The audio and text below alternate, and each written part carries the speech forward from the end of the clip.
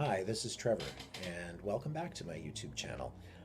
Today is Thursday, October the 8th, 2015, and as part of our new series, Food for Thought, I thought I would talk about something that I've certainly seen over the years, and it has to do with my approach to reading. I'm an intuitive psychic consultant, and I work with tarot. And there's many different styles of reading, many different approaches that readers work with. But in my approach to work, I like to know as little as possible about the person prior to the reading. That way, I know that what I'm receiving is coming through more on an intuitive level. There's a great combination of things that go on in working with another person. There's being aware of their demeanor, and we all kind of pick up on that with one another. You can tell when somebody's having a good day or a bad day. And as a reader, I have to adjust in terms of my delivery to partly be holding that person's attention, as well as responding, hopefully compassionately, to where they may be at. So, in light of that, in terms of not wanting to be given a lot of information prior to the reading, I'm going to talk about something that I classify as leading the reader.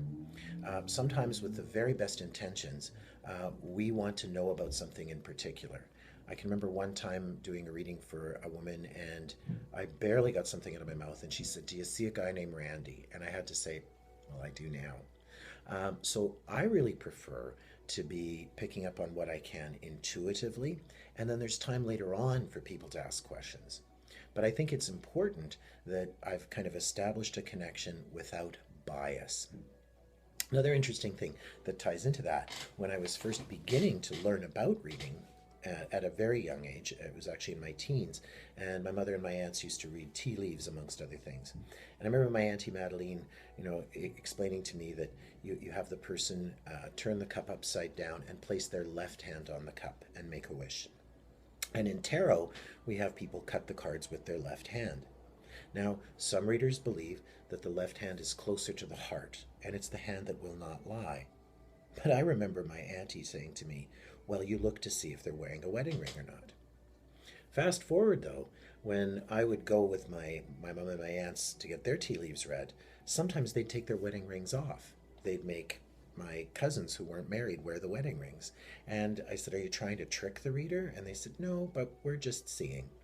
So that was a lesson for me, that you do pay attention to cues and clues, but at the same time, you don't let those things lead you or rule you entirely. Overall, we have to pay attention to what we're picking up. I know of people who are in very committed relationships without jewelry, and some people who have jewelry that aren't in very committed relationships.